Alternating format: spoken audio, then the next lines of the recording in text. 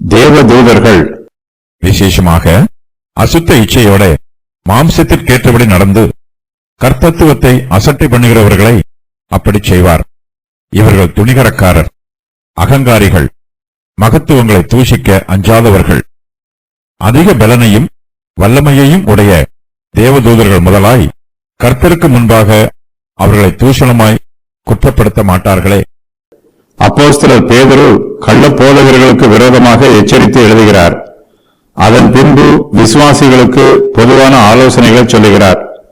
ஒரு சிலர் அசுத்த இச்சையோட மாம்சத்திற்கு ஏற்றபடி நடந்து கொள்கிறார்கள். தங்களுடைய ஜீவியத்தில் தேவனுடைய நீதியின் பிரமாணத்திற்கு விரோதமாக ஜீவிக்கிறார்கள். இப்படிப்பட்டவர்களிடத்தில் துன்மார்க்கமான சிந்தனைகளும் பாவ கிரியைகளும் நிரம்பி இருக்கும்.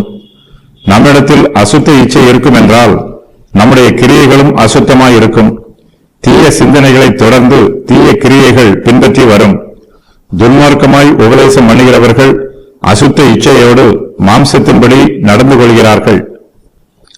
அப்போஸ்தலர் பேதுரு இவர்களுடைய துன்மார்க்கமான கிரியைகளை ஒவ்வொன்றாக சொல்லுகிறார். இவர்கள் துணிகரக்காரர், அகங்காரிகள். இவர்கள் மகத்துவங்களை தூஷிக்க அஞ்சாதவர்கள். தேவன் ஒரு சிலருக்கு அதிகாரத்தை கொடுத்து அவர்களை ஆளுகை செய்கிற ஸ்தானத்தில் அமரச் செய்திருக்கிறார். ஆனால் துன்மார்க்கரோ அவர்களையும் தூஷிக்கிறார்கள். கனப்படுத்த வேண்டியவர்களை கனவீனம் பண்ணுகிறார்கள். கர்த்தர் அக்கிரமக்காரரை ஆக்கினைக்குள்ளாக தீர்ப்பார். கீழ்ப்படியாதவர்கள் தேவ தூதர்களாக இருந்தாலும் அவர்களுக்கும் தேவனுடைய ஆக்கினை தீர்ப்பு உண்டு. தேவ தூதர்கள் அதிக பலனையும் அதிக வல்லமையையும் உடையவர்கள். இவர்களைப் போலவே மனுஷர் மத்தியில் ஒரு சிலர் அதிக பலனையும் வல்லமையையும் உடையவர்களாக இருக்கிறார்கள். இவர்கள் அதிகாரம் உள்ளவர்கள். ஆனாலும் இப்படிப்பட்டவர்கள் அக்கிரமமான கிரியைகளை செய்தாலும் இவர்களுக்கும் தேவனுடைய நியாய தீர்ப்பு உண்டு. தேவ தூதர்கள் கர்த்தருடைய சமூகத்திற்கு முன்பாக குற்றம் செய்தவர்களை நிறுத்துகிறார்கள். கர்த்தரே நம்முடைய நியாயாதிபதி, அவரே பதில் செய்கிறவர். அவபக்தியையும் அநீதியையும் கர்த்தரே நியாயம் விசாரிக்கிறவர். தேவ தூதர்கள் துன்மார்க்கரை கர்த்தருடைய சமூகத்திற்கு முன்பாக நிறுத்தினாலும் அவர்களை தூஷணமாய் குற்றப்படுத்த மாட்டார்கள். இந்த விஷயத்தில் நாமும் தேவ தூதர்களுடைய முன்மாதிரியை பின்பற்ற வேண்டும். கர்த்தருக்கு முன்பாக நாமும் யாரையும் தூஷணமாய் குற்றப்படுத்தக்கூடாது.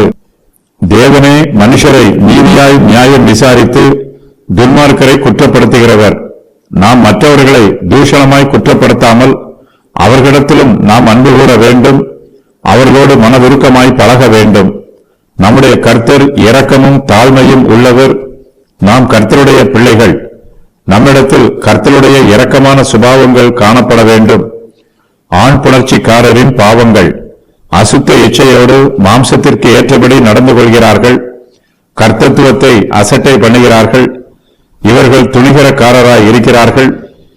இவர்கள் அகங்காரிகளாய் இருக்கிறார்கள். மகத்துவங்களை தூஷிக்க அஞ்சாதவர்கள். மிருக ஜீவன்களைப் போல ஜீவிக்கிறார்கள். தங்களுக்கு தெரியாதவைகளை தூஷிக்கிறார்கள்.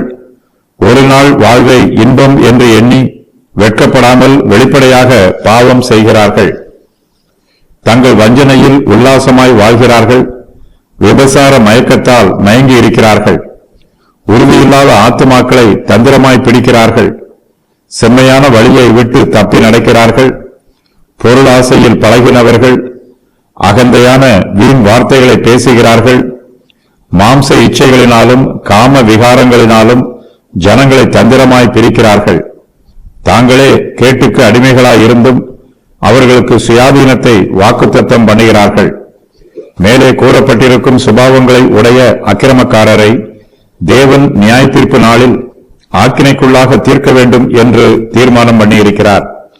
தேவ தூதர்கள் அதிக பலனையும் வல்லமையையும் உடையவர்கள்.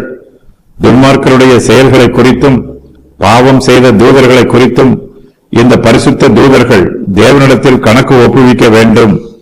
ஆனால் இந்த தூதர்கள் துன்மார்க்கரை அவசரப்பட்டு தூஷணமாய் குற்றப்படுத்த மாட்டார்கள். அதற்கு பதிலாக கிருபையுடன் தங்களுடைய அறிக்கையை தேவனிடம் சமர்ப்பிப்பார்கள்.